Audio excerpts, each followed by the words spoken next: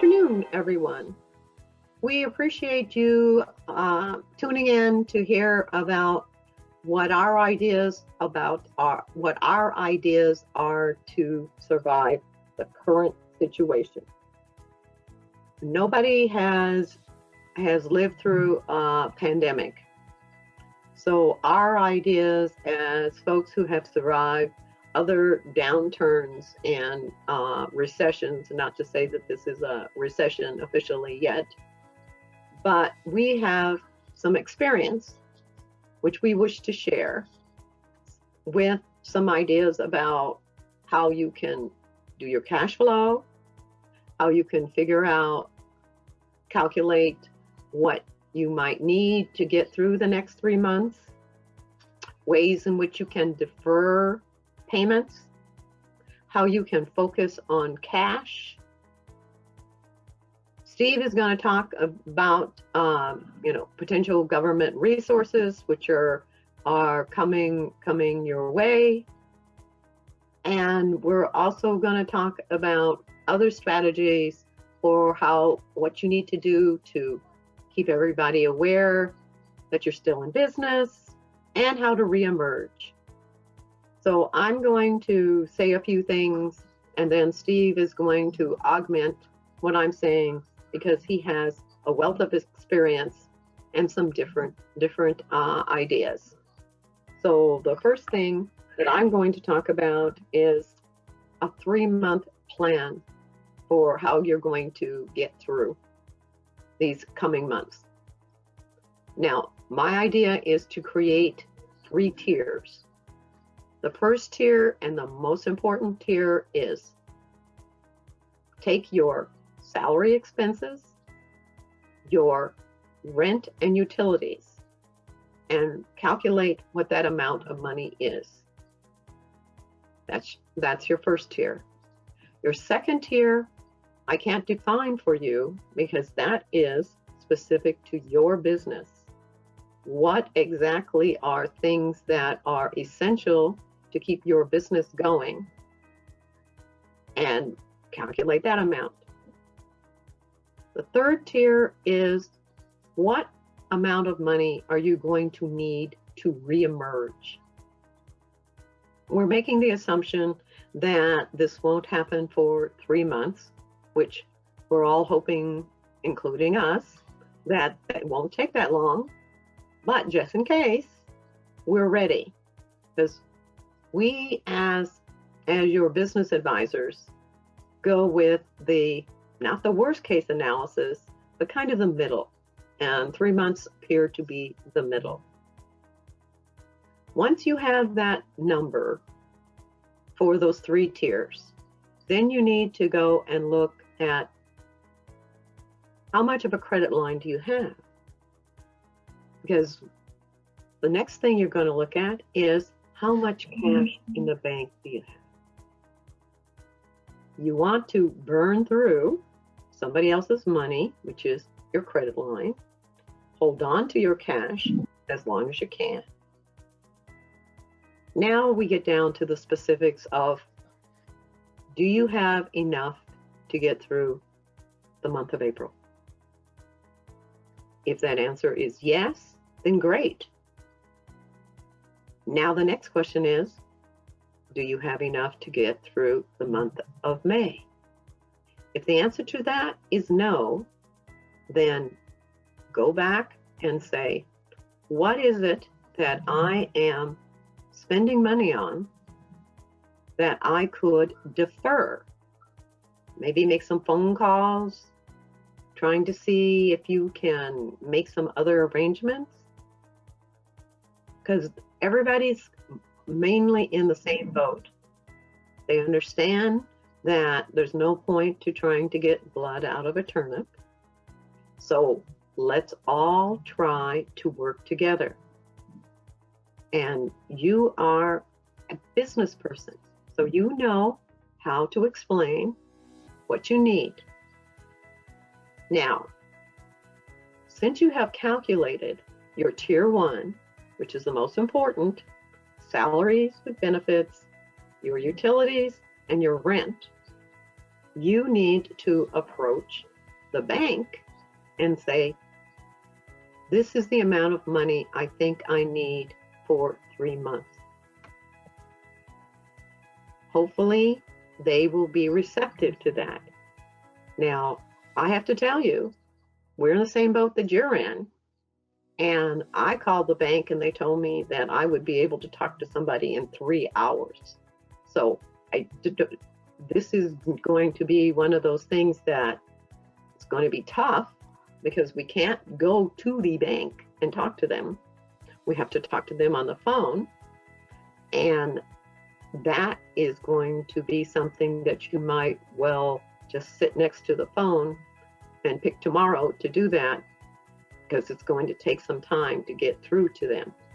But have all your numbers together, know exactly what you need to be able to do tier 1, know exactly what you need to get through the month of May. And if you can get the bank to be receptive to those 2 needs, then throw in June. Because the worst they can do is, and we've all dealt with banks, they'll negotiate and they'll tell you, based upon this, based upon that, based upon this, what they'll give you. So you might as well ask for all that you need before you need, including your reemergence. So you have your requirements here, which is your salaries, utilities, and rent. You have what you need to reemerge, and you've got to look at that tier 2 where you're having specifics according to your business. Question is, can you cut any of that? Can you defer any of that? Do you have materials that are coming into your organization that you could cancel? And of course, the biggest thing is, and we all love to talk about revenue, is it possible that you have things that are already made, ready to go, that you can call the appropriate customer and say, I know the terms were 30 days, but right now I need my money. And I'm going to have to ask you for cash on delivery. Now, we all know that nobody does actual cash, but you want to say, I'd like to have a % of that on a credit card right now before I deliver, so that when you do deliver, you're only getting a small portion of it as opposed to waiting for the whole thing. Hopefully you have these great relationships with your customers. They understand that you're needing their help, and they will be flexible. You just gotta figure out what's the plan. Now, my suggestion is that you get a calendar and you lay out on Monday what you need for each one of those weeks until you get to the end of June. And you look very closely at what is it and when is it due and how much money do you need and where you might be able to get monies to cover that. Now that I have given you all this sobering information, Steve is going to talk about where it is that you might get some resources. Thank you. Thank you very much, Brenda. I want to talk a little bit about the CARE Act, and most specifically the part of the CARE Act called the Payroll Protection Plan. The CARE Act was just passed by Congress and signed by the President last Friday, and it's very, very new. But the Payroll Protection Plan is a loan program run by the SBA and actually administered by the SBA, but also you'll be getting the money from your local bank. So it's a government-backed guaranteed loan run through the regular banks. The part of the law said that the Treasury Department and the SBA have to come up with the rules within 15 days of last Friday. I've heard they could have some as soon as this Friday. So this, as we speak today, is not in place. They're still working on the details. But the details to be worked out, so everything I say is caveated to that extent. But the framework they're talking about, these PPP loans are going to be made made to any company with any small business, defined by them as any entity with less than 500 people. That's this. There's a lot of companies, both for-profit and not-for-profit companies, are eligible. So that's quite a few people. Pretty much everybody is eligible, and it is a very it's a substantial loan to be made to companies for this to get through this crisis. The size of the loan, in the upfront, well, how much will they loan me? They're making it rather simple. They're going to ask you a question. The details of what the definitions are still being worked out, but what is your average monthly payroll? And well, this will, when you were in business, kind of looking back, will be some sort of average, whether you take the average from last March to this February, divide by 12, whatever it is. It also includes payroll-related items like FICA and employer taxes, and possibly even the definition will expand to medical insurance the company pays for. These are things that will be defined further, but they're mostly focusing on the size of the loan for payroll. So what was your payroll expense? So the way it's reading now is you'll come up with what your average payroll monthly expense was, and then you multiply that number by 2.5. That gives you the number for your business. And the loans will be up to 10-year term loans. Let me make the point. It's a term loan. It's not a line of credit. It's not a short-term loan. It's going to be a long-term term loan up to 10 years. The interest rates by law have been capped at no greater than 4%. The other part of the legislation was all fees are to be paid by the bank, which they'll be reimbursed by the government. So this loan, say for instance, that once you multiplied your average monthly payroll expense by 2.5, it came up to an even $100,000. We'll have a $100,000 loan payable out over 10 years at an interest rate at 4% or less, with no fees or closing costs charged to you by the bank. That's pretty significant. The other part of the loan says your first payment can be deferred for up to 6 to 12 months. They use that range. So this is pretty encouraging. It's a good size of money, equal to 2.5 times your monthly payroll expense. That's usually the biggest expense for most companies.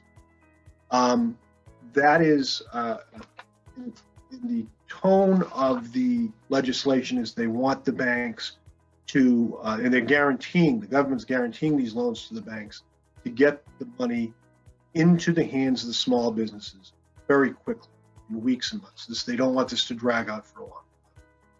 So there you'll get the loan, 10-year term, nice interest rates, no fees. And if they just ended there, that's a pretty good deal. But what they want you to do with the money, and encouraging you, what they don't want it to have happen is give out all these loans and people hoard the cash like it was toilet paper. They want the people to turn around and spend that money. And as the title says, it's payroll protection plan loan. So the way the legislation reads right now is, and to be determined is how they actually lay out the details. Devil's always in the details, as we know. It's once you get the money, pretty much immediately, the day after you get the money, they're going to start and at this point they call it 8 weeks. You have 8 weeks, and they want you to spend that money on payroll, and they want you to spend that money on paying your rent. They want you to spend that money on paying your utilities, and even pay some of that money for, if you will, the gig economy, gig workers. If you have subcontractors and consultants who work for you, to bring those people in. And what they have done, and this is the second part. First part is the loan equal to 2.5 times your average monthly salary. That's the loan piece, 10 years, term, less than 4% or less. Very nice. The second part is, now that you have the money, We want to see you spend it. We don't want you to see you. We don't want you to bank it. And this is where the forgiveness part of the loan comes. This is the second part of it.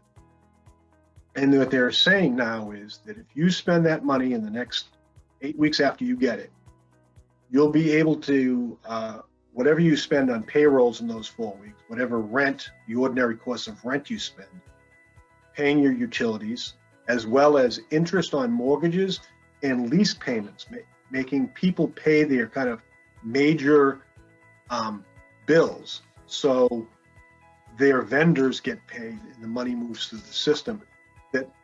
That those type of expenses, some portion of those expenses, or all those expenses to be determined, will be forgiven off of that loan at some point in the future.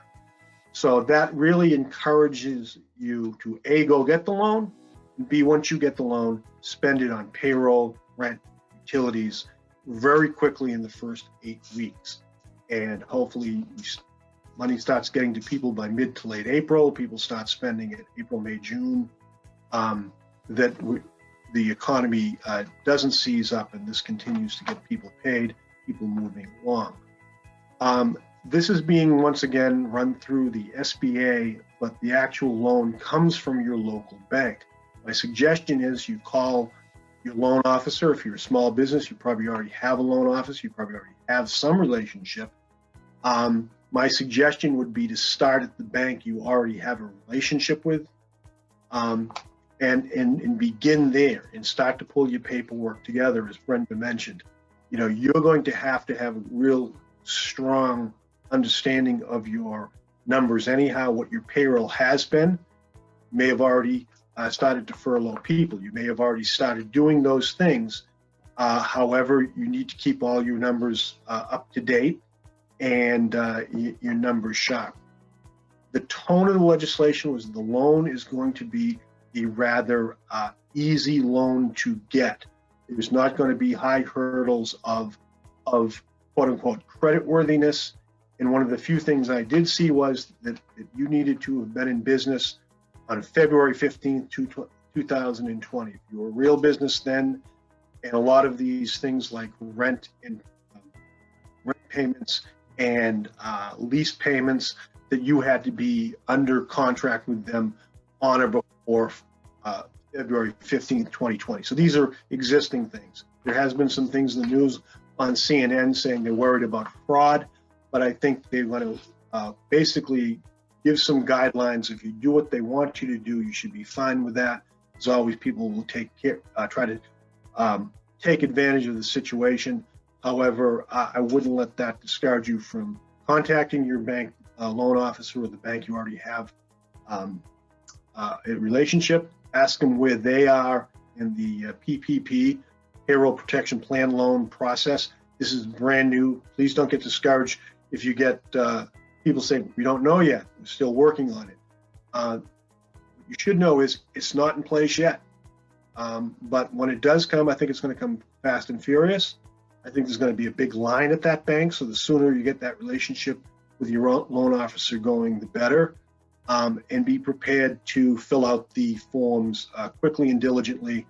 And if I say something, a lot of times people look at these things and they try to, you know, if you will, game the system. What's the best way to do it? I'd play it right down the middle. I'd just like be right down the middle and put a loan application in there that will get approved as quickly and smoothly as possible. As the British say, I wouldn't get too cute by half on my application. And even if the forgiveness is not as generous as they're saying it is now, this kind of loan being provided very quickly and very smoothly, fees and a long underwriting process, it could be just what you need in these stressful times. Remember, the underlying aspect of this is to put a lot of cash in small businesses' hands very quickly, April, early May, and for them to spend it on payroll primarily, but other important things to keep the economy going, keep people off of unemployment, try to keep other businesses from not getting paid by their customers for things like rent, landlords get paid, all of that thing, those sort of things. They want money to continue to circulate through the system. So it's still brand new stuff. It's happening as we speak. I strongly recommend you stay abreast of whatever you can and look towards this. Put some time and effort into being prepared to put an application in when they start accepting them in the not too distant future. It's pretty exciting, but it's not there yet. Continue to do the other things that Brenda suggested. So hopefully this is, and as Brenda has mentioned in many of her podcasts, hope and a positive attitude and a sunny disposition and being a glass half full kind of person is really important in ordinary times, even more so now, to keep a positive attitude and not to give up. Good luck. Brenda? Well, I thank you all for listening to us. If we went too fast, just find the part of the video that you like, and follow our ideas. Remember that Accucomp is here for you, and we would love to hear from you about your opinions of what we just did, because we were trying very hard to be helpful and to be hopeful. So, good luck, be safe, be strong, be well.